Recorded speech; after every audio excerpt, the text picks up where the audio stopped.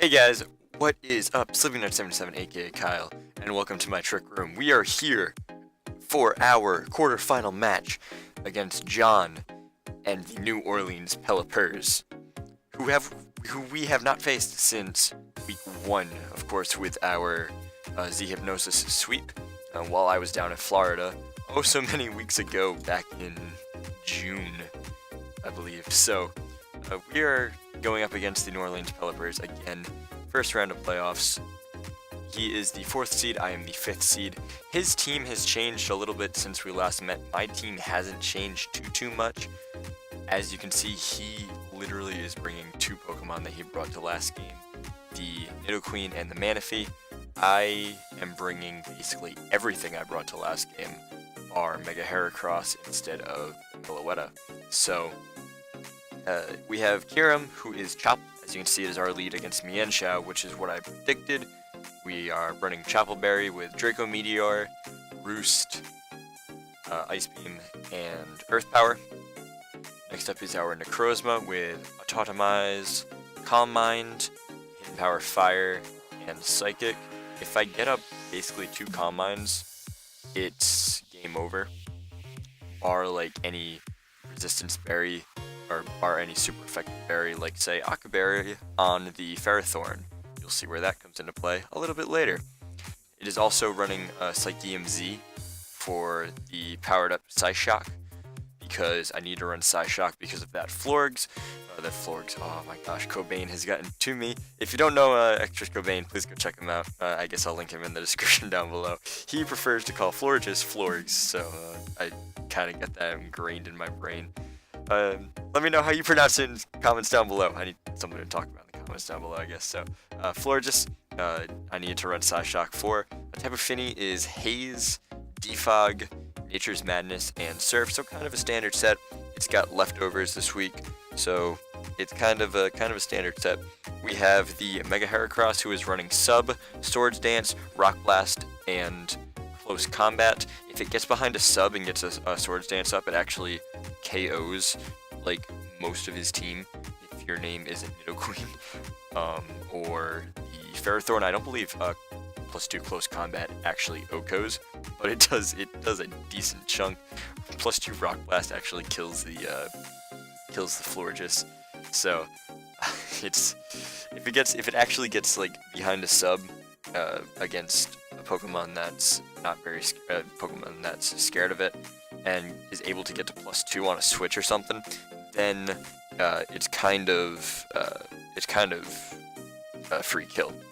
We have Psycheum Z, Zergatry, things that I found out you can run 2 of the same Z Crystal if you gen your own Pokemon. So genning, what's that? I don't know. But so we have Psycheum Z with Z Hypnosis, which of course is what I ran week 1. I figure if I get that off, again, bar any super effective berries, I should be able to win if the Nidoqueen is knocked out or it's not Scarfed Mienshao, which I assume is going to be Scarfed Mienshao.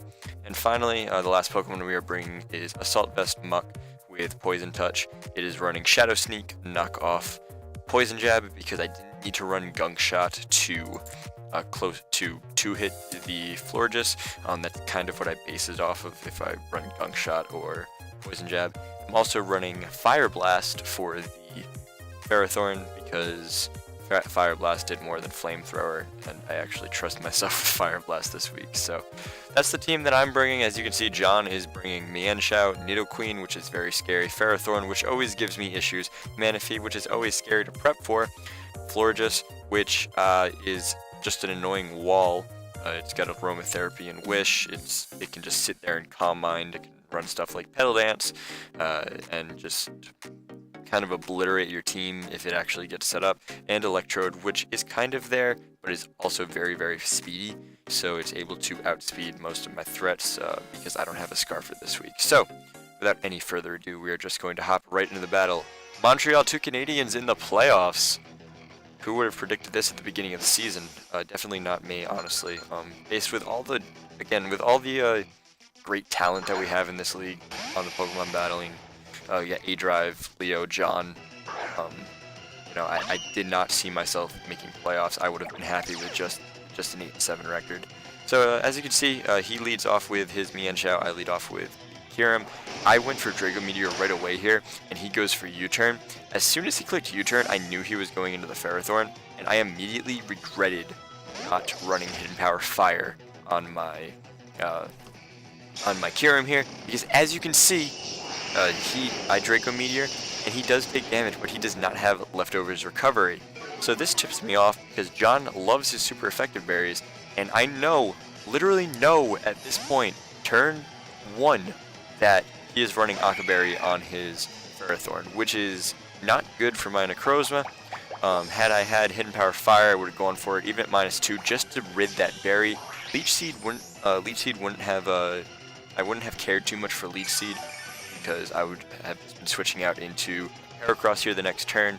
I don't know whether or not he would have predicted that, but he is going to withdraw his Ferrothorn here, and I am just going to set up a sub because it's basically a free sub. Even though I am Leech Seeded, I can just Mega Up and sub up and kind of gauge what this Florges is. Of course, Mega Heracross and Florges do speed tie, do base speed tie, so I'm going to see whether or not he invested to speed creep me or whether I rightly invested to speed creep him. So I'm going to fire off a Rock Blast here because it's basically a free Rock Blast no matter what he wants to do. If he wants to protect, that's fine. Protect, that's fine. But he is just going to fire off a Moon Blast and rid my sub, as I actually do hit Rock Blast. Congratulations. Good job, Mega Heracross. You're moving up in the world. You actually hit Rock Blast now. And as you can see, it is going to do over half.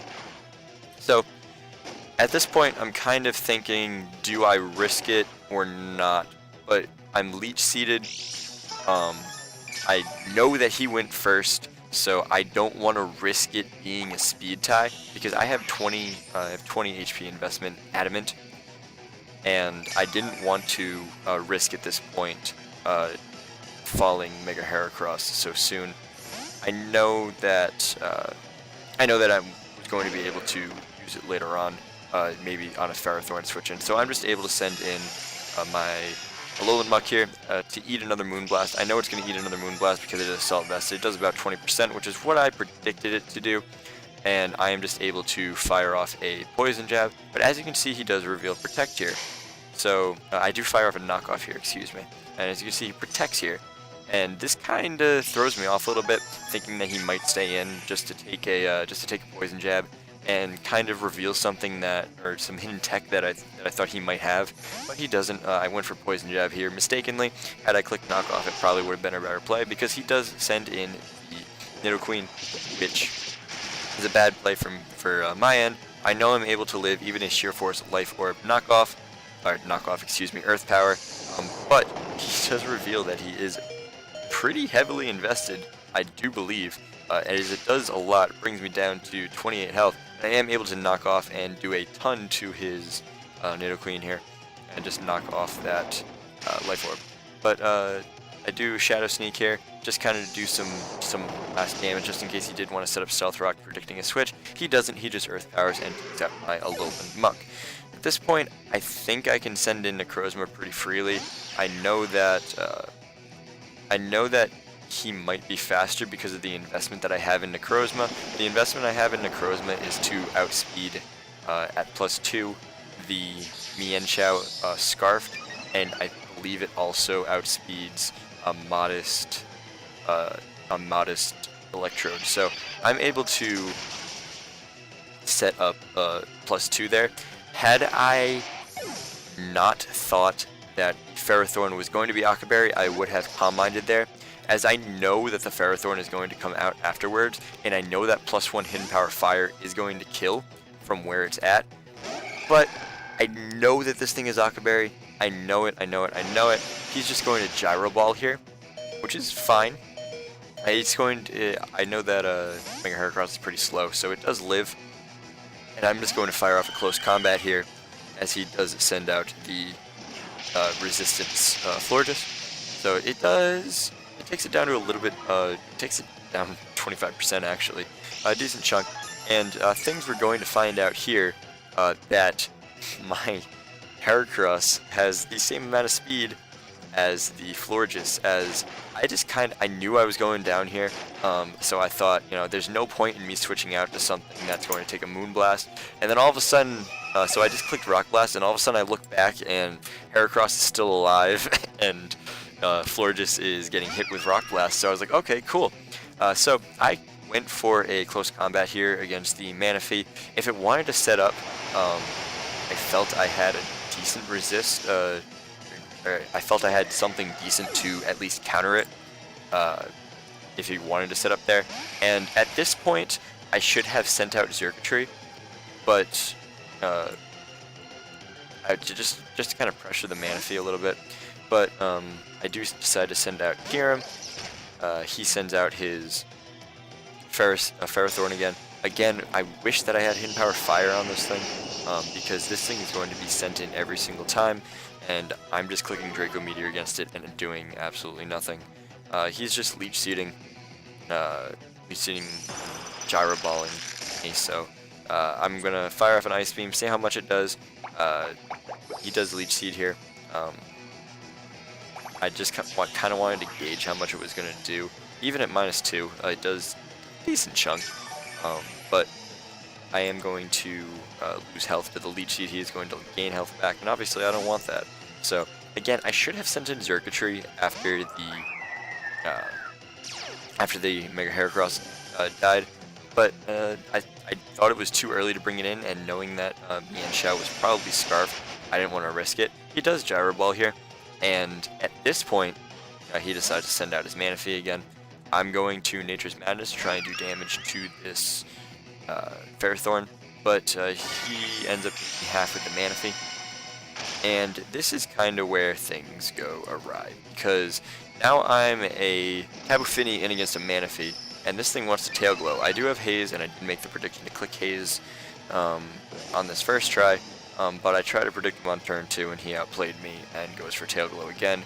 And now this Manaphy outspeeds my entire team and is just going to wipe out the rest of my team. Even the Kyurem, yes, you're going to find out what he does to the Kyurem. So, again, had I sent in Xurkitree, I would have been able to at least do something. I do Nature's Madness here, by the way, for what it's worth, but I do think that if I sent in Xurkitree the first time, it would have pressured him a little bit. Even if it sends in the Mienshao, I had Hidden Power Fire on the Xurkitree, or even if he sends in the Ferrothorn, I have Hidden Power Fire on it, so I'm able to at least rid the Octoberry. And if the Crozman is able to set up again, it's basically GG because of the Psychium Z. But as you can see, the Manaphy here goes for a +3 Waterium Z Surf, which I didn't think Manaphy was that strong to take out the Kyurem, but based on the investment I had, but it goes me, and from where I'm at, and I basically know at this point that it's GG, and there's nothing I can do. I just kind of have to do what John did week 1 and send in Pokemon to die. But that's just kind of the way Pokemon goes sometimes. Very good game to John. Please go over to his channel and support him in the playoffs. He was the league runner-up last season, so I have no shame in losing to him. The only shame I really have in losing to him is that I was able to let the Manaphy set up, and I had ways to stop it. But that's Pokemon for you. Sometimes you live and learn. So your Montreal 2 Canadiens do fall to the New Orleans Pelippers by a score of 4-0. Not that it really matters too much. I talked with my my builder after the fact, and he said that I played decently up until the Manaphy was able to set up, and I should have just kept clicking Haze, which yes, I should have. But again, that you kind of live and learn in those cases.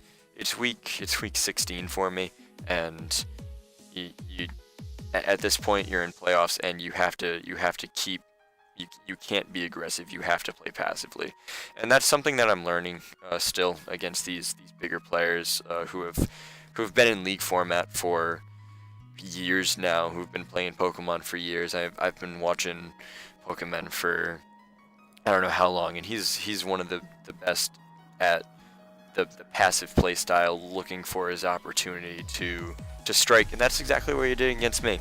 And again, that's really the only shame I have in losing this match, is because I had ways to stop it, and I just wasn't able to. So again, your Montreal 2 Canadiens do fall to the New Orleans Pelippers in the first round of playoffs. Please go over to John's channel. His link will be in the description down below. Aforementioned ex-Chris Cobain, who still called, whose Florg's comments still ring true in my brain the entire time I was calling it Florgus. Trying so hard not to call it Florgs again, but his link will be in the description down below. Also, a big shout out to Hugo, aka H is here, from one of the other leagues I'm in, the APA. If you do go back and watch some of my older battles from Showdown, from Gen 6, I did have a few battles against him. He is the Montreal Monfernos, while I was the Providence Brewers. So if you want to go check him out, his link will be in the description down below as well. He's a very good builder, he's a very good battler, and he's a very good friend of me, so I do appreciate him helping me out. But we will, I promise you, that we will have a season recap at the end of the finals, whenever they decide to wrap up. One thing I do have to mention to you guys is, if you guys do decide to go over to the other coaches' channels and watch the playoffs, we are taking a break next week for TwitchCon. This is based on the fact that I would have been going to TwitchCon had I made second round. Dan is going to TwitchCon. I think there's one or two others who are going to TwitchCon. So we are taking next week off, and the semifinals will be the week after. And as for me, guys, this will probably be my last battle video for a little while. I do thank you for supporting me throughout the P4G. Your support has been greatly appreciated. I didn't even know that I didn't even know if people were going to come out to support me.